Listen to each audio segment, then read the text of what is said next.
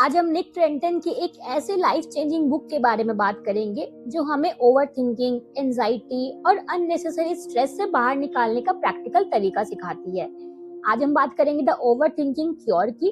अगर आपका दिमाग हर छोटी बात को बार बार सोचता रहता है, अगर रात को सोते समय भी दिमाग शांत नहीं होता, अगर फ्यूचर की चिंता और पास्ट के मिस्टेक्स आपको परेशान करती रहती हैं, तो ये बुक आपके लिए बेहद हेल्पफुल साबित हो सकती है। निक बताते हैं कि ओवरथिंकिंग कोई इंटेलिजेंस की निशानी नहीं है, बल्कि ये एक ऐसा मेंटल पैटर्न है जो इंसान की पीस और हैप्पीनेस दोनों छीन सकता है। इंसान सोचता है कि ज्यादा एनालिसिस उसे सेफ बनाएगा, लेकिन रियलिटी में वही सोच उसे फियर, कंफ्यूजन और एंजाइटी में धकेल देती है। इस बुक में कई प्रैक्टिकल टेक्निक्स दी गई हैं, जिनकी मदद से हम अपने माइंड को ज्यादा काम, फोकस्ड और बैलेंस बना सकते हैं। हेलो ऑल, स्वागत है आपका आपके अपने चैनल ईट द बुक पर, जहां हम किताबें नहीं पढ़ते, उन्हें चबाकर आपकी जिंदगी में उतारते हैं, क्योंकि यहाँ हर किताब आपकी लाइफ का नया जायका बनती है। तो चलिए शुरू करते हैं बुक की ये जबरदस्त जर्नी। चैप्टर 1। इस चैप्टर में निक समझाते हैं कि ओवरथिंकिंग सिर्फ ज्यादा सोचना नहीं है, बल्कि एक ही बात को बार बार अपने दिमाग में चलाते रहना है। इंसान अक्सर पास्ट की गलतियों को याद करके रिग्रेट करता रहता है या फ्यूचर की चिंता में खो जाता है।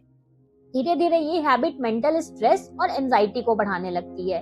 निक कहते हैं कि ओवरथिंकिंग का सबसे बड़ा नुकसान ये है कि इंसान एक्शन लेना बंद कर देता है। वो हर डिसीजन में डर महसूस करता है और परफेक्शन के चक्कर में आगे नहीं बढ़ पाता। निक ये भी बताते हैं कि हमारे थॉट्स हमेशा सच नहीं होते। कई बार माइंड सिर्फ डर की वजह से नेगेटिव स्टोरीज क्रिएट करता है। इसलिए जरूरी है कि इंसान अपने थॉट्स को ब्लाइंडली बिलीव करने के बजाय उन्हें ऑब्जर्व करना सीखे। जब अवेयरनेस बढ़ती है, तभी ओवरथिंकिंग की पकड़ कमजोर होने लगती है। चैप्टर 2। इस चैप्टर में निक बताते हैं कि वरी एक एंडलेस लूप की तरह काम करती है। इंसान किसी प्रॉब्लम के बारे में सोचता है, फिर उसी सोच से डर बढ़ता है और फिर वो और ज्यादा चिंता करने लगता है।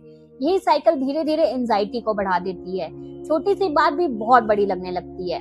ऑथर कहते हैं कि वरिंग हमें ये फील कराती है कि हम प्रॉब्लम सॉल्व कर रहे हैं, जबकि रियलिटी में हम सिर्फ खुद को मेंटली एग्जॉस्ट कर रहे होते हैं। हमारा ब्रेन हर जगह खतरा ढूंढने लगता है, इसलिए ओवरथिंकर्स अक्सर मेंटली टायर्ड महसूस करते हैं। निक सजेस्ट करते हैं कि जब भी नेगेटिव थॉट्स आए, खुद से पूछिए, क्या मैं सच में सोल्यूशन ढूंढ रहा हूँ या सिर्फ डर रहा हूँ। ये सिंपल अवेयरनेस थिंकिंग पैटर्न बदलना शुरू कर देती है। साथ ही ब्रीदिंग और ग्राउंडिंग एक्सरसाइजेस भी माइंड को प्रेजेंट मोमेंट में वापस लाने में हेल्प करती है। चैप्टर 3। इस चैप्टर में माइंडफुलनेस की इंपॉर्टेंस समझाई गई है। माइंडफुलनेस का मतलब है प्रेजेंट मोमेंट में पूरी अवेयरनेस के साथ जीना। ओवरथिंकर्स की सबसे बड़ी प्रॉब्लम यही होती है कि उनका माइंड हमेशा या तो पास्ट में रहता है या फ्यूचर में। इसी वजह से वे प्रेजेंट मोमेंट को एंजॉय नहीं कर पाते।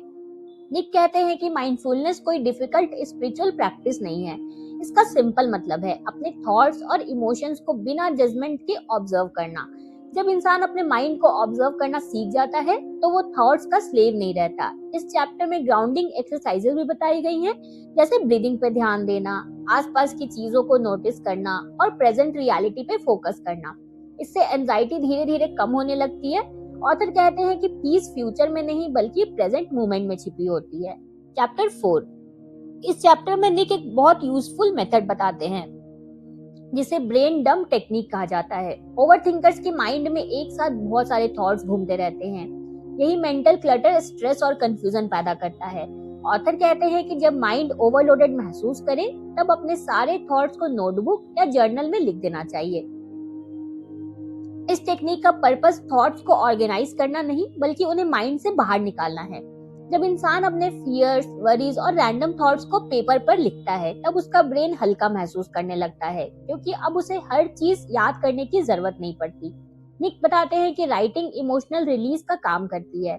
कई बार इंसान रियलाइज करता है कि जिन चीजों को वो बहुत बड़ा प्रॉब्लम समझ रहा था, वे उतनी सीरियस थी ही नहीं। खास के रात के समय जर्नलिंग करने से ओवरथिंकिंग काफी कम हो सकती है और स्लीप क्वालिटी भी इंप्रूव होती है।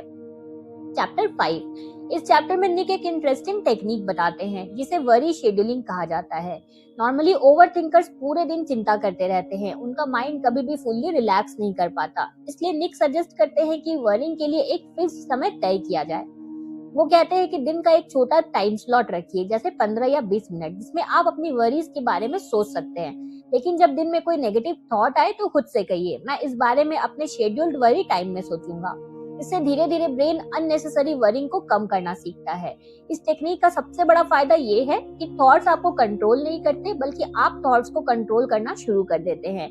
इससे मेंटल डिसिप्लिन डेवलप होता है और एंजाइटी की इंटेंसिटी कम होने लगती है। निक कहते हैं कि हर थॉट अर्जेंट नहीं होता है और ये समझना इमोशनल पीस के लिए बहुत जरूरी है।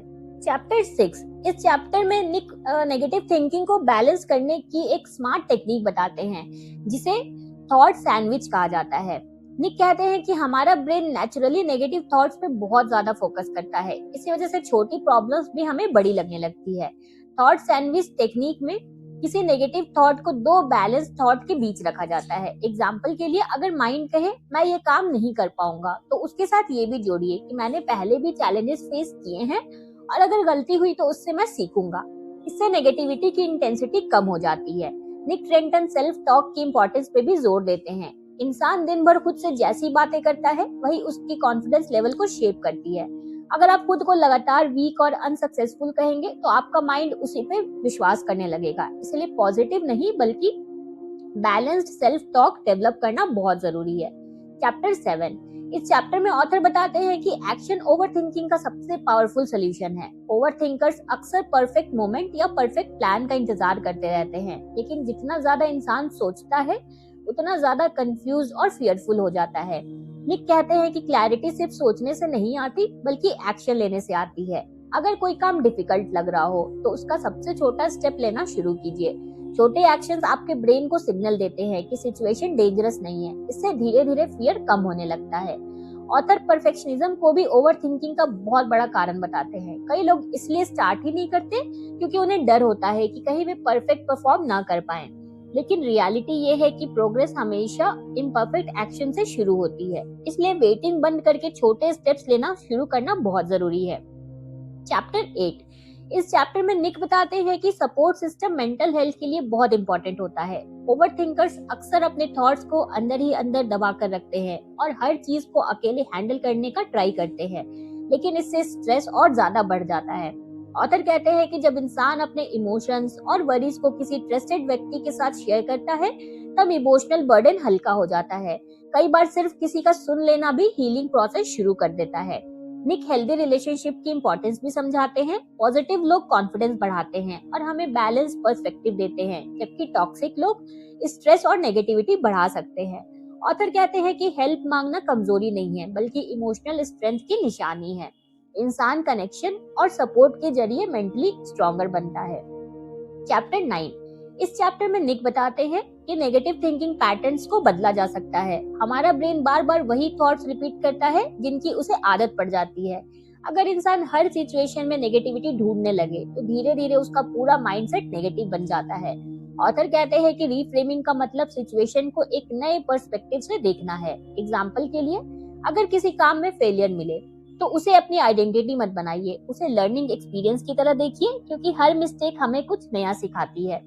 निक कॉग्निटिव डिस्टॉर्शंस के बारे में भी बताते हैं, जैसे छोटी प्रॉब्लम को बहुत बड़ा बना देना या बिना प्रूफ के वर्स्ट केस सिनेरियो इमेजिन करना। ऑथर कहते हैं कि हर नेगेटिव थॉट पर तुरंत विश्वास मत कीजिए। खुद से पूछिए, क्या ये फैक्ट है या सिर्फ फियर है? ये हैबिट इंसान को ज्यादा रैशनल और इमोशनली बैलेंस्ड बनाती है। चैप्टर 10, इस चैप्टर में ऑथर परफेक्शनिज्म की प्रॉब्लम को एक्सप्लेन करते हैं। बाहर से परफेक्शनिज्म अच्छी क्वालिटी लग सकती है, लेकिन अंदर से ये फियर बेस्ड माइंडसेट होता है। परफेक्शनिस्ट इंसान हमेशा गलती करने से डरता रहता है, इसी वजह से वो खुद पे जरूरत से ज्यादा प्रेशर डालता है। निक कहते हैं कि परफेक्शन की चाह इंसान को मेंटली एग्जॉस्टेड कर देती है। जब चीजें प्लान के हिसाब से नहीं होती, तब इंसान खुद को ब्लेम करने लगता है। धीरे धीरे कॉन्फिडेंस और सेल्फ स्टीम दोनों कम होने लगते हैं। ऑथर बताते हैं कि लाइफ नेचुरली इम्परफेक्ट है। कोई भी इंसान हर समय परफेक्ट नहीं हो सकता। मिस्टेक्स ग्रोथ का जरूरी हिस्सा है, इसीलिए खुद के साथ काइंडनेस और पेशेंस रखना जरूरी है। सेल्फ कंपैशन डेवलप करने से इंसान इमोशनली स्ट्रॉन्गर बनता है। और इस चैप्टर का सबसे इम्पोर्टेंट लेसन यही है कि प्रोग्रेस परफेक्शन से कहीं ज्यादा वैल्यूएबल होती है। चैप्टर 11, इस चैप्टर में प्रेजेंट मोमेंट में जीने के इम्पोर्टेंस को समझाया गया है। ओवरथिंकर्स का माइंड हमेशा कहीं और भटकता रहता है। कभी पास्ट की रिग्रेट्स उन्हें परेशान करती हैं, तो कभी फ्यूचर की चिंता। इसी वजह से वे प्रेजेंट लाइफ को फुल्ली एंजॉय नहीं कर पाते। निक कहते हैं कि पीस किसी फ्यूचर अचीवमेंट के बाद नहीं मिलेगी। पीस एक हैबिट है जिसे प्रेजेंट मोमेंट में डेवलप करना पड़ता है। अगर इंसान हमेशा फ्यूचर हैप्पीनेस का इंतजार करता रहेगा तो वो कभी ट्रूली सेटिस्फाइड महसूस ही नहीं करेगा। इस चैप्टर में ग्रेटिट्यूड प्रैक्टिस की भी बात की गई है। जब इंसान अपनी लाइफ की अच्छी चीजों पर ध्यान देना शुरू करता है तब उसका पर्सपेक्टिव बदलने लगता है, छोटे छोटे मोमेंट्स की वैल्यू समझ आने लगती है। ऑथर कहते हैं कि हैप्पीनेस अक्सर सिंपल मोमेंट्स में छिपी होती है, लेकिन ओवर थिंकिंग की वजह से हम उन्हें महसूस ही नहीं कर पाते।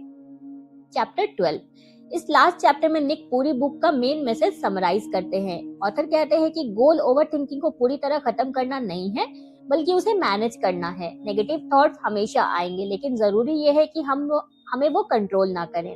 निक बताते हैं कि मेंटल चेंज ओवरनाइट नहीं होता। जैसे फिजिकल फिटनेस के लिए रेगुलर एक्सरसाइज जरूरी होती है, वैसे ही मेंटल फिटनेस के लिए डेली प्रैक्टिस जरूरी है। माइंडफुलनेस, जर्नलिंग, रिफ्रेमिंग और एक्शन टेकिंग जैसी हैबिट्स को लगातार प्रैक्टिस करना होगा। ऑथर कहते हैं कि इंसान को अपने थॉट से आइडेंटिटी नहीं बनानी चाहिए। थॉट सिर्फ टेम्पररी मेंटल इवेंट्स हैं, वे आपकी रियलिटी डिफाइन नहीं करते। जब इंसान अवेयरनेस और एक्सेप्टेंस के साथ जीना सीख जाता है तब लाइफ ज्यादा पीसफुल और बैलेंस्ड महसूस होने लगती है। और यही इस बुक का सबसे पावरफुल लेसन था। तो दोस्तों, ये थी निक ट्रेंटन की amazing book the overthinking cure का समरी। अगर आपको ये समरी हेल्पफुल लगी है तो इसे लाइक करें और अपने दोस्तों के साथ जरूर शेयर करें, और चैनल ईट द बुक को सब्सक्राइब करें जहां नॉलेज मिलता है स्नैक्स के साइज में। मिलते हैं जल्दी एक न्यू बुक समरी के साथ।